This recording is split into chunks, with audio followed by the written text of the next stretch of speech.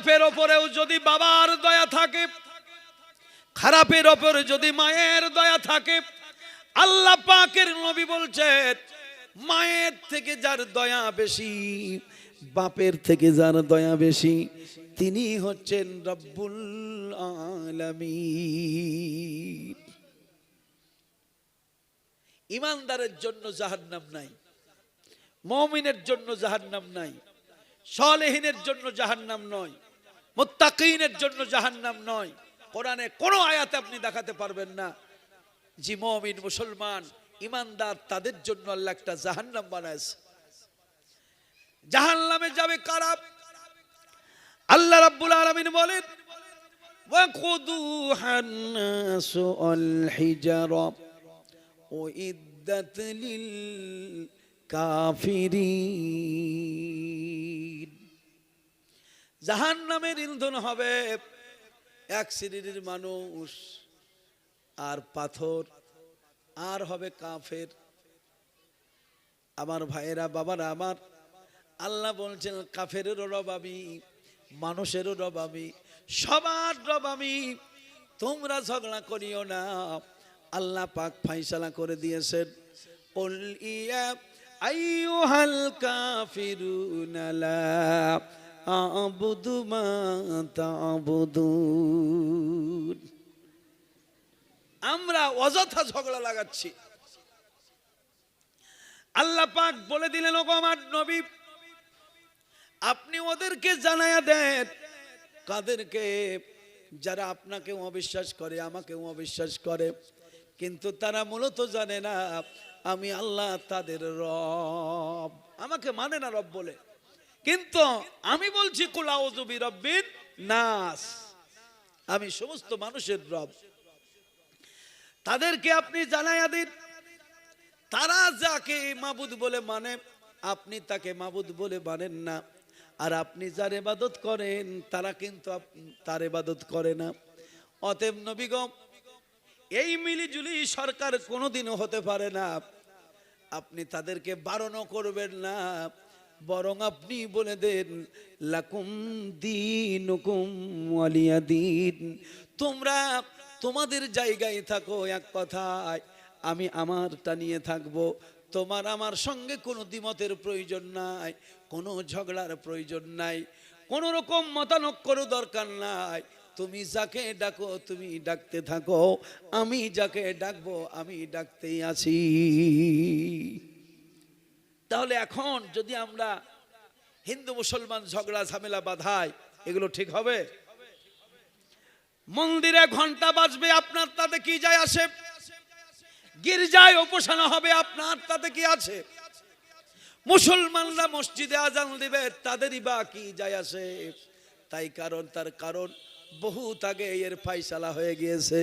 নতুন করে কোনো ঝগড়া বাঁধানোর প্রয়োজন নাই। আল্লাহ আরো শিখাই দিয়েছেন, যদিও বা তারা কাফের, তারা তাদের ধর্ম পালন করবে, তোমরা তোমাদের ধর্ম পালন করবা, কিন্তু বসবাসের দিক দিয়া পৃথিবীর জমিনে সবাই থাকবে পড়োশী হিসাবে, কারো সঙ্গে ঝগড়া বাঁধাইও না। যেহেতু আমি রব, যতই খারাপ হোক আমি যদি নিয়ে চলতে পারি, তো তোমার চলতে বাধা কোথায়? কি গো? এই যে নসিহত, এই যে শিক্ষা, এগুলো যদি আমরা গ্রহণ করি, ঝগড়া হবে বাবা? ঝামেলা হবে? কোনোদিন হবে না। মানুষ স্বভাবের মধ্যে দুটো স্বভাব গ্রহণ করতে পারে না, আর যে দুটো স্বভাব গ্রহণ করতে পারলে মানুষ সেদিনও মানুষ হয়ে যাবে। স্বভাব দুটো কি? একটা হলো নিজের দোষ মানুষ গ্রহণ করতে চায় না, আর একটা হলো নিজের ভুল স্বীকার করতে চায় না। এই দুটো জিনিস আপনি দেখবেন, বাদ বাকি পৃথিবীর সব চাই, মান চাই, সম্মান চাই, টাকা চাই, পয়সা চাই, সোনা চাই, দানা চাই, বিবি চাই, বাচ্চা চাই, সম্পদ সব চাই, কিন্তু মানুষ দুটো জিনিস চাই না, নিজের ভুল ধরতে চাই না, আর আপনার নিজের দোষ মেনে নিতে চাই না। এই দুটো জিনিস যদি মানুষ মেনে নেয়, দেখবেন সেই মানুষটা মানুষ হয়ে যাবে। সেই মানুষটা বাস্তবে একজন মানুষ, যে সেই মানুষ তৈরি হয়ে যাবে। এইভাবে যখন আমরা মানুষ হয়ে যাব, জগতের বুকে শান্তি আর শান্তি, শান্তি আর শান্তি। আল্লাহ পাক বলেন বান্দারে শোন, আমি তোমার শুধু রব নয়, আমি হলাম মালিক। আল্লাহ বলছেন মালিকিন নাস, আমি তোমার রব, তার সাথে সাথে আমি হলাম মালিক। তারপর আল্লাহ পাক বলছেন ইলাহিন নাস, আমি তোমার হলাম ইলাহ, একমাত্র মাবুদ মনে করো তো। পূজা যদি করতে হয়, ইবাদত যদি করতে হয়, আমি রব্বুল আলামিন ছাড়া অন্য কারো ইবাদত করা যাবে না, রব মনে করে। তারপরে আল্লাহ পাক বলছেন মিন শাররিল ওয়াসওয়াসিল খান্নাস। সূরাটার মতলবটা ভালোভাবে বুঝে যান, সেইভাবে আমল করুন গা, আপনি পবিত্র হয়ে যাবেন। পবিত্র আত্মা যখন চলে যাবে, এই পবিত্র আত্মার কোনো আযাব গজব হবে না। আল্লাহ পাক বলছেন মিন শাররিল ওয়াসওয়াসিল খান্নাস। খান্নাস নামক এক শয়তান শুধু তোমাকে ওয়াসওয়াসা দিতে থাকবে, বিভিন্ন ভাবে, বিভিন্ন কায়দায়, বিভিন্ন দিক দিয়ে ওয়াসওয়াসা দেবে। আল্লাহ বলছেন এই ওয়াসওয়াসাটা কোথায় দেবে? তোমার দেহের কোন জায়গায় শয়তান ওয়াসওয়াসা দিবে? আল্লাহ বলছেন আল্লাযী ইউওয়াসবিসু ফি সুদুরিন নাস। ওরে জগতের মানুষ, আমি তোমাদের রব, আমি তোমাদেরকে ভালোবাসি। তুমি আমাকে ভালোবাসো আর না বাসো, আমি রব হিসাবে তোমারে ভালোবাসি, আমি তোমার মালিক হিসাবে তোমারে ভালোবাসি, আমি তোমার ইলাহা হিসাবে ভালোবাসি। অতএব শোনো, শয়তানের ওয়াসওয়াসা থেকে বাঁচতে হবে। এই শয়তান তোমাদের সুদূর মানে হলো রুহু, সুদূর মানে হলো কালব।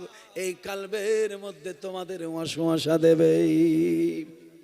এই রুহুটাকে পবিত্র করতে হবে শয়তানি খেয়ালাত থেকে, শয়তানি ওয়াসওয়াসা থেকে। আপনার আমার এই রুহুটাকে পবিত্র করা হলো ফরজ। তার কারণ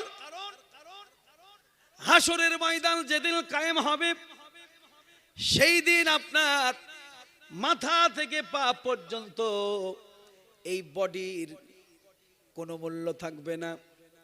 আল্লাহ পাক হুকুম দিবেন ওয়াহুসিলা মা ফিস সুদূর। বান্দার কালবটাকে খোলো, যত যা করেছে এই কালব নামক, রুহু নামক বাক্স, এই বাক্সের মধ্যে সব ভরা আছে। দুনিয়াতে যা যা করেছেন, কোরআন মাজিদের মধ্যে আল্লাহ পাক আরো এক জায়গায় বলেছেন ওমাই ইয়ামাল মিসকালা যাররাতিন খায়রান ইয়ারা ওমাই ইয়ামাল মিসকালা যাররাতিন শাররান ইয়ারা। তুমি যাররা পরিমাণ, অনুপরিমাণ যা কিছু করেছো, ভালো মন্দ, সব তোমাকে সেই দিন দেখানো হবে। কি খুলে? হুসিলা মা ফিস সুদূর, তোমার এই কালবটাকে খোলা হবে। তুমি যাররা পরিমাণ ভালো মন্দ যা করেছো, সেদিন তোমার সম্মুখে দেখতে তুমি পাবা। তো এই কালব, এই রুহের আমাদের গুরুত্ব একান্ত থাকবে। আল্লাহ পাকের অর্ডার হচ্ছে ফরজ। এই রুহু কিন্তু আমাদের পবিত্র নাই।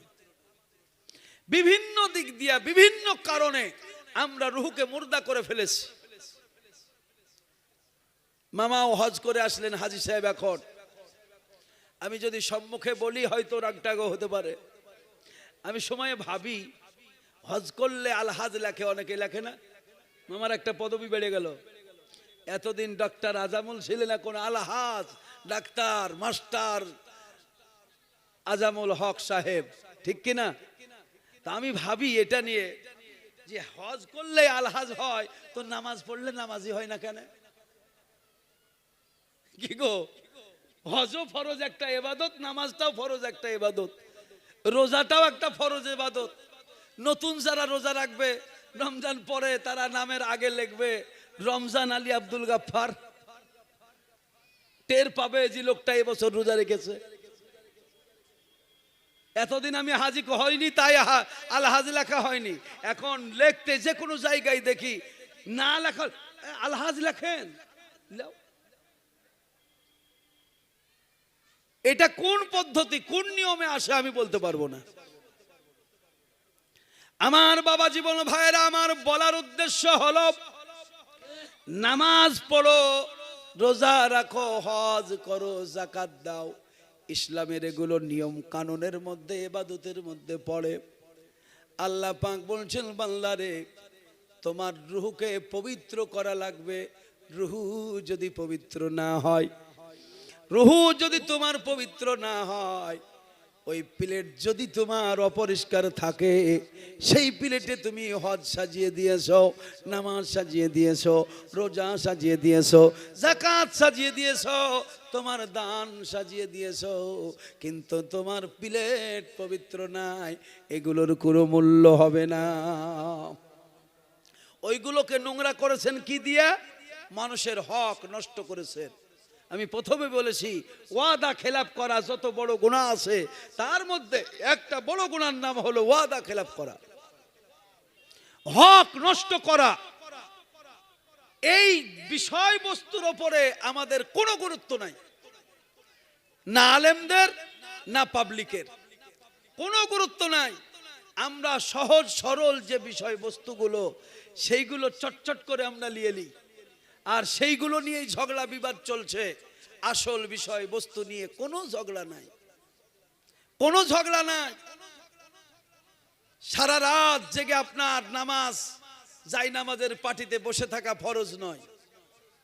আপনি এশার নামাজ পড়েছেন, রাতের বেলায় ঘুমিয়েছেন, ফজরের সময় উঠে আবার ফজর নামাজ আদায় করেছেন, এই ঘুমানোটাও আল্লাহ ইবাদতের খাতায় জমা করবেন।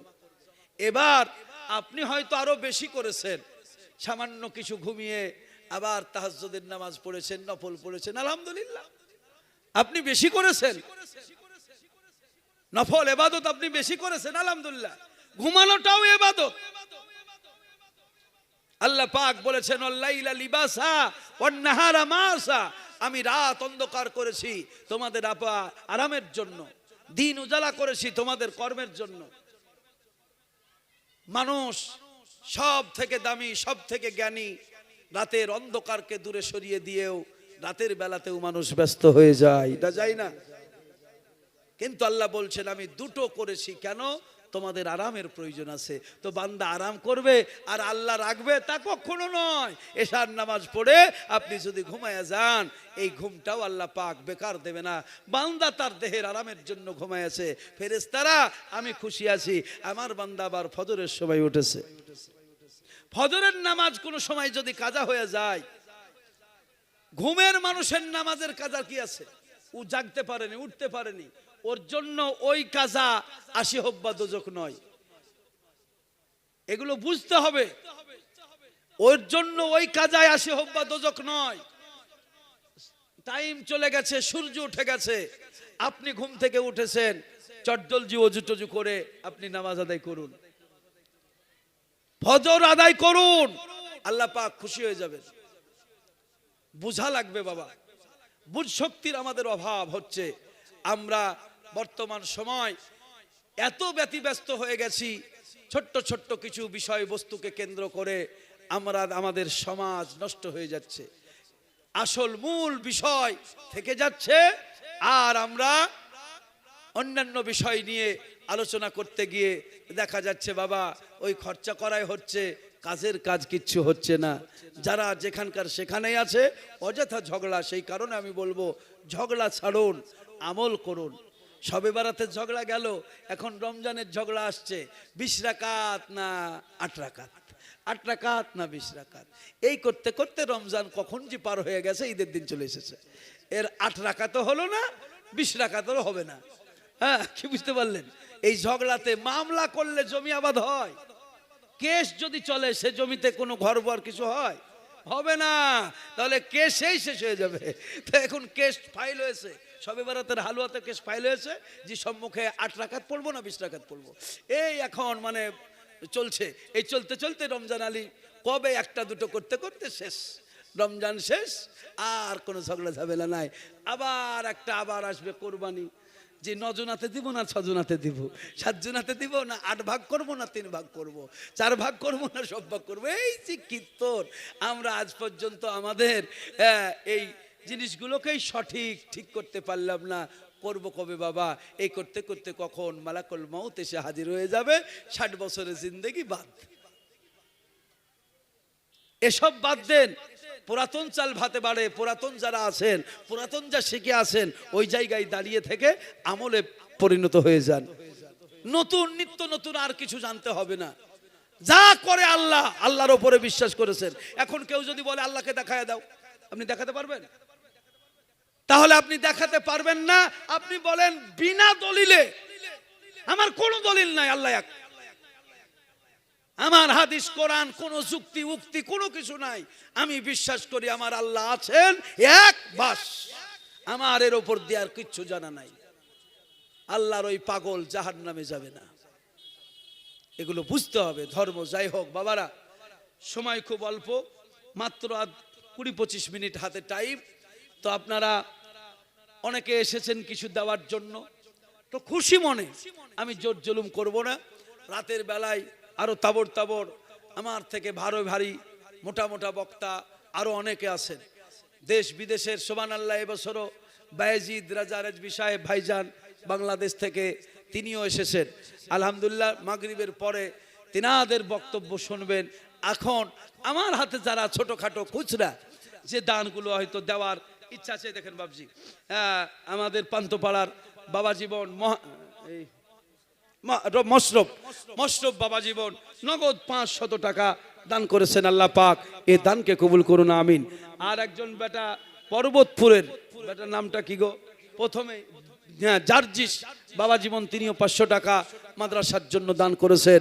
আল্লাহ পাক এই দানকে কবুল করুন, বলুন আমিন। আর একটু জোরে বলুন আল্লাহুম্মা আমিন। এই খান্নাস নামক শয়তানটা, এটা কিন্তু সব সময় আপনার কাছে থাকে। একে যদি আপনি চিনতে পারেন, আর তাহলে কিন্তু ওকে ধরে ফেলতে পারবেন। আর ওকে ধরে যখন ফেলবেন, ও কিন্তু আপনার তাবে হবে। আল্লাহর রাসূল বলেছেন, প্রত্যেকটা মানুষের কাছে এই শয়তান থাকে। রাসূল বলছেন, আমার শয়তানটা আমার তাবে আছে। তাহলে সে যদি তাবে হয়ে যায়, তখন আপনার গোলাম হয়ে যাবে, আপনার ক্ষতি করতে পারবে না। তো এটা আমারও জানা আছে, কিন্তু এটা এই সরাসরি এই প্রকাশ্য মাহফিলে বলা যাবে না। মানে প্রকাশ্য মাহফিলে বলা নিষেধ, কোরআন থেকেই নিষেধ।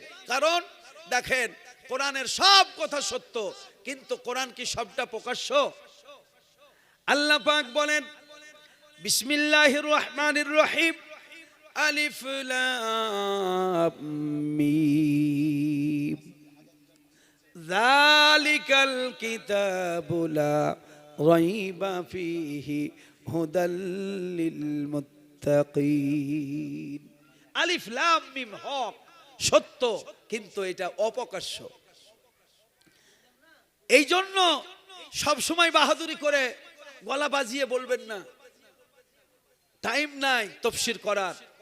অনেক সময় মানুষ বলে হক কথা বলবো তো কি আছে, গলা চলে যাক তবু বলবো না। আল্লাহ বলেন নাই, বলা শিখিয়ে দিয়েছেন, হক কথাই বলো, কিন্তু উপযুক্ত ব্যক্তির সামনে বলো। হক কথাই বলো, সত্যই বলো, কিন্তু যে বোঝে না তার সম্মুখে তুমি বলে দিলে ও কি বুঝবে? বলার ব্যক্তির কাছে তুমি বলবা, তাহলে দেখবেন ঝগড়া বাঁধবে না। এমন এক হক কথা আপনি সমাজে বলে দিলেন, কারো প্রেস্টিজে লেগে গেল, না, বলা যাবে না। মিথ্যা কথা বলা হারাম, এটা অবশ্যই, কিন্তু কার্যক্ষেত্রে মিথ্যা কথাও জায়েজ আছে। এগুলো আমাদের বুঝ শক্তির অভাব। এখন একটা মানুষ জান বাঁচাবার জন্য আপনার ঘরে আশ্রয় নিয়েছে, আপনাকে এখন কেউ বলছে, গো এক শয়তান গেল দিক দিয়ে দেখলে, আপনার কি উচিত হবে হ্যাঁ দেখেছি আমার ঘরে আছে লোকটাকে বাইর করে দেওয়া? তাহলে ওই সময় কায়দা কৌশলে বলতে হবে কত মানুষ আসা যাওয়া করছে গো, কে জানে কোন দিক দিয়ে গেল, লোকটাও বাঁচবে মিথ্যাও হবে না। এই যে কায়দা কৌশল এগুলো বুঝতে হবে। প্রয়োজনে প্রয়োজনে আল্লাহ তো কোরআনে বলেছে মাইতাতা দামা লাহমাল খিনজির, তোমাদের জন্য শুয়োর রক্ত মুর্দার হারাম করলাম, কিন্তু প্রয়োজনে মরা মাংসও খাওয়া যায়। এগুলো বুঝতে হবে। ধর্ম যদি আপনি বুঝে নেন পালন করতে আসান হবে, আর না বুঝলে তখন ধর্ম হয়ে যাবে ভারী। শিক্ষা এত অর্জন করিয়েন না যেন শিক্ষা আপনার মাথার উপরে বোঝা হয়ে যায়। যার মাথার উপরে বোঝা হয়ে গেছে সেই শিক্ষা বহন করা খুব মুশকিল। শিক্ষা অর্জন করুন, কিন্তু শিক্ষাকে নৌকা তৈরি করে তার উপরে চেপে আপনি ঘুরে বেড়ান, তবে এই শিক্ষা হবে আপনার হালকা এবং কি বলবো তাতে আপনি ফায়দা পাবেন, মজা পাবেন। কিন্তু এত শিক্ষায় শিক্ষিত হয়ে গেছেন আপনার মতো আর কেউ নাই, শেষে কোনো দামই নাই, মূল্য নাই। তো আল্লাহ পাক কোরআন দিয়েছেন, শিখিয়ে দিয়েছেন। আল্লাহ পাক বলেন আলিফ লাম র তিলকা আয়াতুল কিতাবিল মুবিন। আলিফ লাম র ছুপিয়ে দিয়েছেন, তিলকা আয়াতুল কিতাবিল মুবিন থেকে প্রকাশ্যভাবে বলেছেন। তাহলে আল্লাহ যেখানে গুরুত্ব কথাকে ছুপিয়ে বলেছেন, আপনি গুরুত্ব কথাকে প্রকাশ্যে কেন বলবেন? কেন বলবেন যারা বোঝে না তার সম্মুখে? এইভাবে আমাদেরকে জীবনের সাথে কোরআনটাকে ফিট করতে হবে। আমরা যখন এইভাবে কোরআনকে জীবনের সাথে ফিট করব, আমাদের জীবন বাস্তবে কোরআন হয়ে যাবে। আর সেই কোরআন কোনোদিন পানিতে ডুববে না, মাটি খাবে না। সেই কোরআন কোনোদিন জাহান্নামের আগুনে জ্বলবে না। তো যাই হোক মা বোনেরা, আমি একটু বলতেও থাকি, বাবারা বলতেও থাকি, শুনতেও থাকেন, আর আপনারা যারা দেওয়ার নিয়তে এসেছেন এদিকে দিতে থাকেন। ইনশাল্লাহ সকলের জন্য একটু দোয়া করে আমি নেমে যাব। মোহাব্বতে দরুদ শরীফ আল্লাহুম্মা সাইয়্যিদিনা মাওলানা সাল্লাল্লাহু তাআলা সাল্লাম। খুব অল্প টাইমে স্বল্প কথা। হ্যাঁ, কে মা বোনেরা যাই হোক দিয়েছেন। আমার যা টাইম তাতে ছোটখাটো হল ধরা যাবে না। হ্যাঁ, এই টাইমে ছোটখাটো হলটে দাঁড়াতে গেলে সব শেষ। আচ্ছা, আপনাদেরকে একটু আমি জানতে চাই, কোরআন কোরআন কার ভাষা?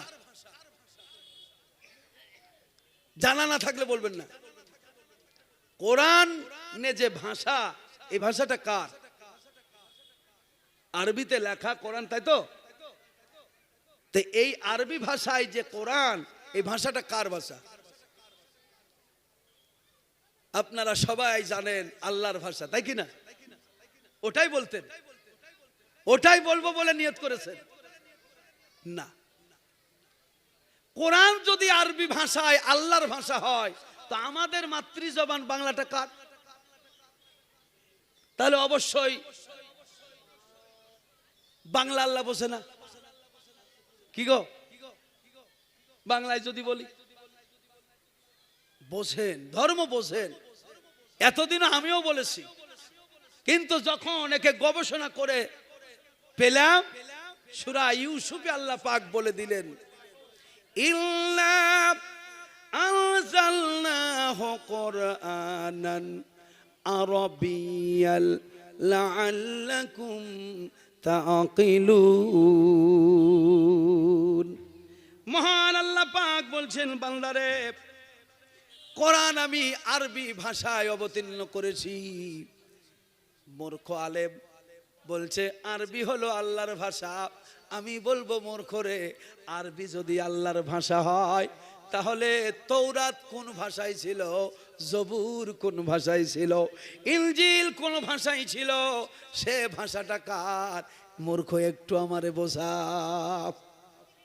আল্লাহ পাক বলছেন, বান্দারে জগতে যত ভাষা আছে সব ভাষা হলো আমার, সমস্ত ভাষা আমি বুঝি।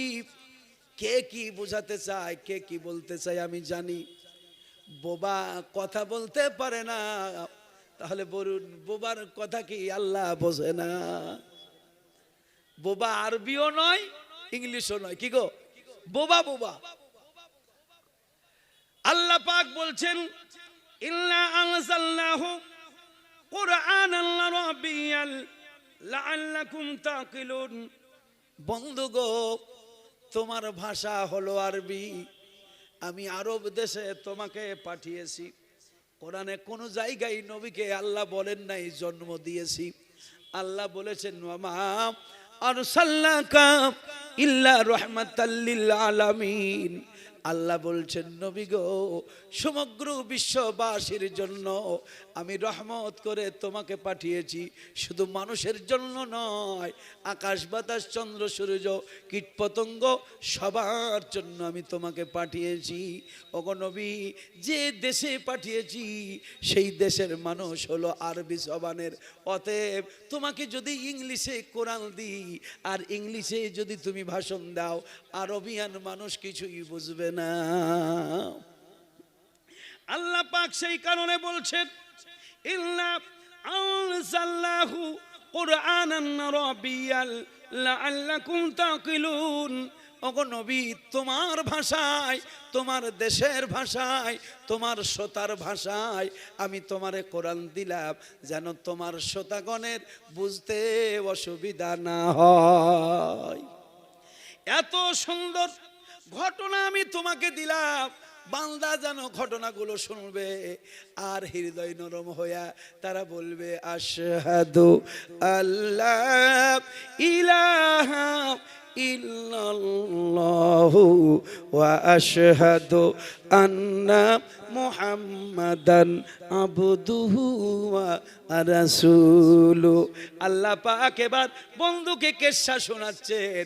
নাহনু নাকুসু আলাইকা আহসানাল কসাসি বিমা আওহাইনা ইলাইকা হাযাল কুরআন। ওগো বন্ধু, আমি তোমাকে একটা সুন্দর কিসসা দিলাম কোরআন নামক কিতাবে। এই কিসসাটা আমার বান্দাদেরকে খুলে খুলে তুমি বোঝাও, শোনাও। এবার দেখেন কত মজার কথা। এই সূরার তাফসীর আজকে আমি করব না, আল্লাহ বাঁচায় রাখলে ঈদের পরে আপনাদের সবার দাওয়াত থাকছে। লক্ষ্মীনারায়ণপুরে এই তাফসীর হবে, ঈদের পরের দিন আপনাদের দাওয়াত থাকছে, আপনারা আসবেন। মন খুলে সেদিন টাইম পাবো, এই সূরারই তাফসীর করে শোনাবো।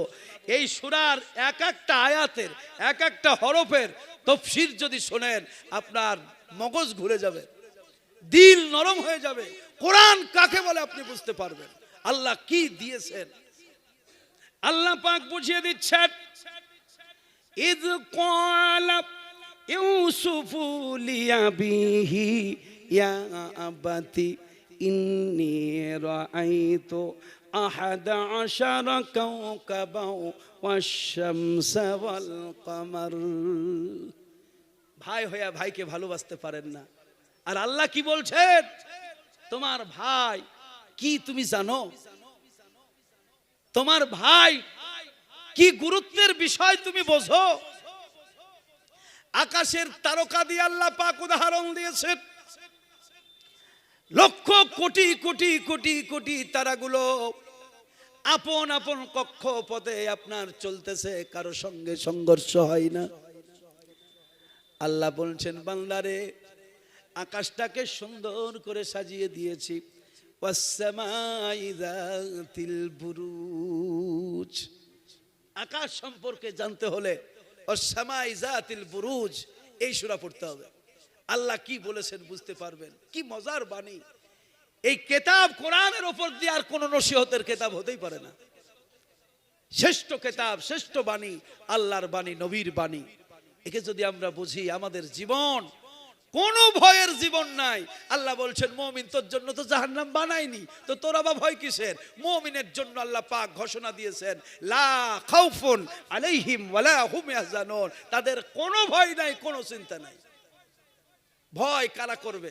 মুনাফিক ভয় করবে, দাগাবাজ ভয় করবে, ধোঁকাবাজ ভয় করবে, হক নষ্টকারী ভয় করবে। আপনি কি কারো হক খেয়ে কবরে গেছেন নাকি? বলে কিয়ামতের মাঠে কেউ কারো হবে না। আরে কেউ কারো যদি না হয় ওই দিনে বোকা, তুমি এখনো কোরআন বোঝো না। যে কিয়ামতে কেউ কারো হবে না সে কিয়ামত আলাদা, আর যে কিয়ামতে সবাই সবার কাজে লাগবে সে কিয়ামত আলাদা। দুটোকে এক জায়গায় ঘুলিয়ে শরবত বানিয়ে দিলে হবে না। যে কিয়ামতে কেউ কারো কাজে লাগবে না সেটা হবে কাফেরদের, অনলি শুধু কাফেরদের কিয়ামত। কাফেরদের ইয়াউমা ইয়াফিরুল মারউ মিন আখিহি ওয়া উম্মিহি ওয়া আবিহি, এই আয়াত যেটা, এটা শুধু কাফেরদের জন্য, এটা মুমিনদের জন্য নয়। কোরআন তো বুঝতে হবে, বুঝ লাগবে, বুঝ শক্তি লাগবে, ইলম লাগবে, জ্ঞান লাগবে, তবেই কোরআন বোঝা যাবে। সত্য সাধকের গোলাম হওয়া লাগবে, বহুত কিছু জিনিস লাগবে কোরআন বুঝতে হলে। শুধু পুঁথিগত বিদ্যা নিয়ে কোরআন বোঝা যাবে না। আল্লাহ পাক বুঝায় দিয়েছেন সেই দিন আর ওই দিন। যে পুল দেখে আপনি ভয় করছেন, আপনার কিসের ভয়? আমাকে এখানে দাওয়াত দিয়ে নিয়ে আসা হয়েছে, কি গো আমার খাবারের চিন্তা করতে হবে? হবে সে আসা মাত্র বলছে হুজুর কি খাবেন? আপনি যা খাবেন। আমি কায়দা করে বললাম আপনি যা খাওয়াবেন সব প্লেটে সাজাইয়া নিয়ে আসুন, আমার যেটা মন চাইবে সেটা আমি খাবো। তো আমি এখানে এসেছি দাওয়াতে, আমাকে চিন্তা করতে হবে কি খাবো? মুমিনরা হলো আল্লাহর মেহমান, ইমানদাররা হলেন আল্লাহর মেহমান, সালেহিনরা হচ্ছেন আল্লাহর মেহমান। আল্লাহর মেহমানের জন্য কোনো চিন্তা নাই। শয়তানের মেহমান যারা হবে তাদের হবে চিন্তা, তাদের হবে আপনার ভয়। জিবরাইল ফেরেশতা নবীকে বলছেন, নবী গো কোনো চিন্তা নাই, কোনো ভয় নাই, লা খাউফুন আলাইহিম, কোনো ভয় নাই, কোনো চিন্তা নাই। আপনার উম্মতের জন্য আমি জিবরাইল হব খাদেম। তো জিবরাইল ফেরেশতা নবীর উম্মতের যদি খাদেম হয় কোনো ভয় আছে? পুলিশ যদি আপনাকে হেফাজতে নিয়ে যায় আর কোনো ভয় আছে? কোনো ভয় নাই। যে পুলিশ নিয়ে যাবে জেলখানায় সে আপনাকে গাইড দিয়ে নিয়ে যাচ্ছে। আমার ভাইয়েরা, ইমাম আহলে সুন্নাত ইশক মোহাব্বত তিনি বলছেন পুল সে উতারো जहां गुजर को खबर ना हो, जिब्रील पर बिछाए तो उस पर को भी खबर ना हो। সুবহান আল্লাহ বলুন। কি আশ্চর্য কথা যে পুল দেখে মানুষ ভয়ে মরবে। জিবরাইল বলছেন হুজুর ওখানে কোনো ভয় নাই। যে জায়গায় ভয় সেখানে কোনো ভয় নাই, কারণ সেখানে আমি তো হেফাজতে থাকবো।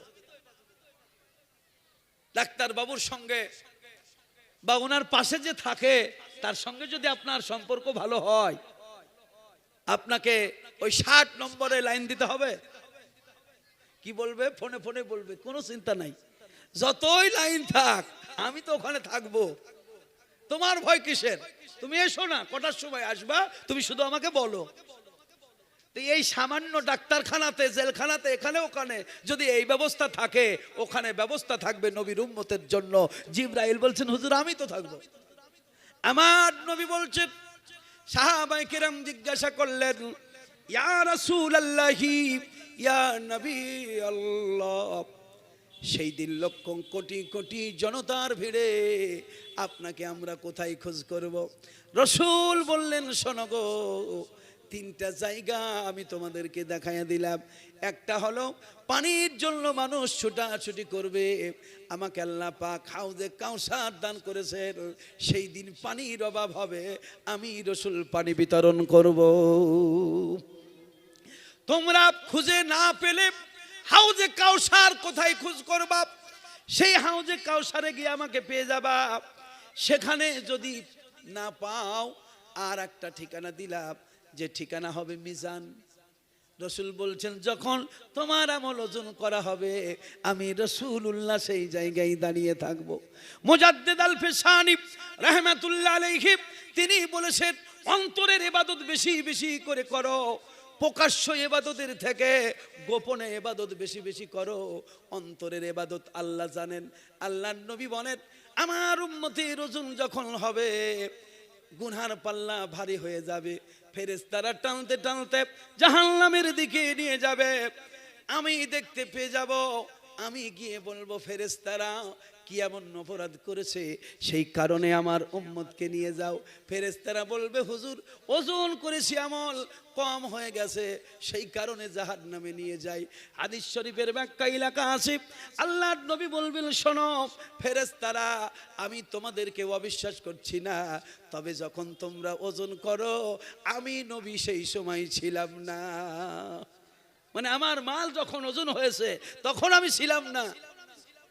রাসূল বলছেন আমি বলবো ফেরেশতারা শোনো, আমি যখন ছিলাম না আমার উম্মতের ওজন করেছো আমি দেখি নাই, অতএব তোমাদেরকে অবিশ্বাসও করছি না, তোমরা ঠিকই করেছো, তবে আমি আমার উম্মতের আমল আমি দাঁড়ায়া থেকে ওজন করব, আমি দেখতে চাই আমার উম্মতের আমল।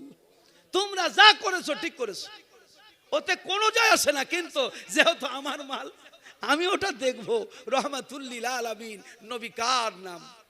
রহমাতুল্লিল আলামিন নবী সম্মুখে যখন ওজন করা হবে, ওজন করতে গিয়ে দেখা যাবে গুনার পাল্লা ভারী হচ্ছে, আপনার আমার নবীর নামে আপনি গোপনে দরুদ শরীফ পেশ করেছেন। ফেরেশতারা কিন্তু জানে না অন্তরের দরুদ। আল্লাহ পাক বলবেন বন্ধু গো, তোমার উম্মতের অন্তরের মধ্যে অনেক নেকি ভরা আছে, সেই নেকিগুলো তুমি চাপায়া দাও, জান্নাতের পাল্লা ভারী হয়ে যাবে। আমার নবী ডান হাতির শাহাদাত আঙুলটা একবার চাপায়া দিয়া সরায় দিবেন, দেখবেন নেকির পাল্লা ভারী হয়ে গেছে। ফেরেশতারা বুঝতে পারবে না কেমন বিচার হলো। কিছুক্ষণ আগে দেখা গেল জাহান্নাম, এখন দেখা যাচ্ছে জান্নাত। লোকটা তখন নবীর কদমে পড়ে গিয়ে বলবেন কে গো আপনি, এই মহা বিপদে আমারে উদ্ধার করলেন। রসুল বলবে আমি সেই তোর রসুল, আমি সেই তোর নবী, যার নামে বসে বসে মনে মনে দরুদ শরীফ পাঠ করেছিলি, যার কালেমা পাঠ করেছিলি, সেই নবী মুহাম্মাদুর রাসূলুল্লাহ হলাম আমি। আমার নবী বলবেন আমি যেহেতু সেখানে থাকবো তোদের কোনো ভয় নাই, আমি রাহমাতুল্লিল আলামিন শাফিউল মুজনাবিন তোদের গাইড দেব। জিবরাইল ফেরেশতা বলছেন হুজুর পুলসিরাতে আমি গাইড দেব, কোনো চিন্তা নাই। ওগো নবী কোনো চিন্তা নাই। রাসূল বললেন এই জায়গায় যদি না পাও তোমরা পুলসিরাতে চলে যাবা, যাওয়ার পরে সেখানে দেখবা আমি রাসূল দেখব আমার উম্মত কেমনে পার হয়। জিবরিল पर बिछाए तू उस पर को भी खबर ना हो। আল্লাহ পাকের নবীকে বলছেন হুজুর আমি পর বিছাইয়া দেব, আম্মা আপনার উম্মত পার হয়ে চলে যাবে। ইশক মোহাব্বত আলা হযরত বলছেন পর পর্যন্ত বুঝতে পারবে না কি উপর দিয়ে বের হয়ে গেল। জোরে বলুন সুবহানাল্লাহ। সেই